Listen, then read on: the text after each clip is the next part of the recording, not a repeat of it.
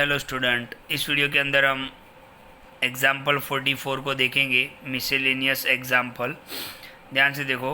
Late F function आपको define किया गया है X to Y be a function define a relation R in X given bye.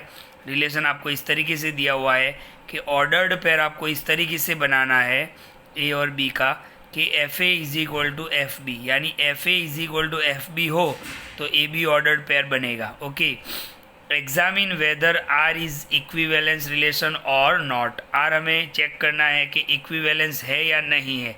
अब आपको अच्छे से याद होगा कि इक्विवेलेंस होने के लिए रिलेशन रिफ्लेक्सिव होना चाहिए, सिमेट्रिक होना चाहिए और ट्रांजिस्टिव होना चाहिए। तो ध्यान से देखो, ये हमारा रिलेशन है, राइट, कि ए बी तभी हम ऑर्डर पेयर में ले सकते हैं जब F A is equal to F B हो। ओके, तो रिफ्लेक्सिव के लिए क्या होता है, ए बिलोंग्स टू आर, तो इसको हम चेक करते हैं। देखो यहाँ पर ए बी है तो यहाँ पे क्या है, F A is equal to F B. तो अगर हम ए लेते हैं तो इसका मतलब क्या होगा, F A is equal to F A, और F A is equal to F A क्या है, ट्रू है। अब देखो F3 की value is equal to F3 की वैल्यू, मान लो कि F3 की वैल्यू 9 होगी तो F3 की वैल्यू भी 9 ही होगी, और 9 इज इक्वल टू 9, ये ट्रू है। तो हमें चेक करना था क्या, ए बिलोंग्स टू आर है तो F A is equal to F A, ये ट्रू है स्टेटमेंट, तो ये रिलेशन क्या हो जाएगा, रिफ्लेक्सिव हो जाएगा, राइट। सिमेट्रिक के लिए कंडीशन क्या होती है कि अगर A B belongs to R है तो B A belongs to B R होना चाहिए। तो ध्यान से देखो, हमने मान लिया लेट कि A B belongs to R है, हमने ये एज्यूम कर लिया, ओके, कि A B belongs to R है। इसका मतलब क्या हुआ, ए बी अगर है तो F A is equal to F B होगा क्योंकि हमारा रिलेशन है। तो ध्यान से देखो, अब F A is equal to F B को क्या मैं ऐसे लिख सकता हूँ, F B is equal to F A, definitely लिख सकते हैं। ध्यान से देखो, F two is equal to F three है तो हम इसको ऐसे भी तो लिख सकते हैं ना, F three is equal to F two, और F B is equal to, देखो ए बी था तो इसका मतलब क्या हुआ, F A is equal to F B, तो इसको हम ऐसे भी लिख सकते हैं कि F B is equal to F A, और F B is equal to F A है। देखो यहाँ पर ए और बी था तो यहाँ पर ए और बी था, यहाँ पर बी ए है तो हम लिख सकते हैं B A belongs to R, तो डेफिनेटली लिख सकते हैं। ओके, कि हमने ये एज्यूम किया था कि A B belongs to R, तो इसका मतलब ये होता था। अब F A is equal to F B तो हम ये भी लिख सकते हैं कि F B is equal to F A, और बी ए, तो इसका मतलब B A belongs to B R हो गया।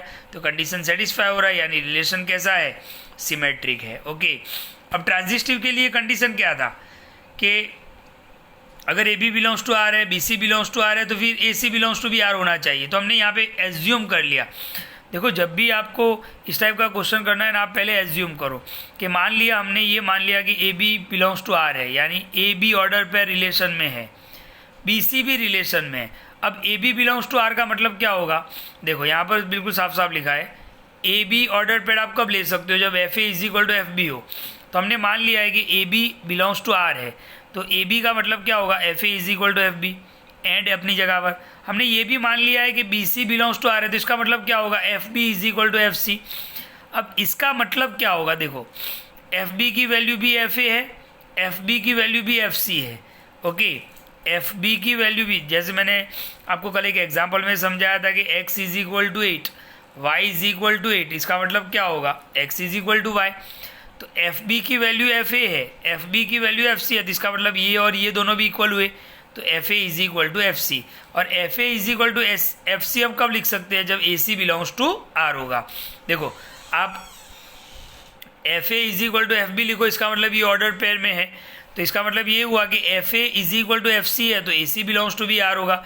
तो ये हमने माना था और ये हमने प्रूव कर दिया, तो इसका मतलब आर भी क्या है, ट्रांजिस्टिव है। तो आप यहाँ पर देख सकते हो कि रिलेशन रिफ्लेक्सिव भी है, रिलेशन सिमेट्रिक भी है, रिलेशन ट्रांजिस्टिव भी है, इसका मतलब रिलेशन जो है वो इक्विवेलेंस भी है। तो हम लिख सकते हैं yes, relation is equivalence. Okay, तो ध्यान से देखा आपने, एग्जाम्पल 44 बहुत ही नॉर्मल है। मैंने पहले ही बोला था आपको, मिसेलेनियस एग्जाम्पल जो है वो क्वेश्चन देखने में आपको हार्ड लगते हैं, लेकिन जब आप सॉल्व करोगे तो आपको बहुत इजी लगेगा।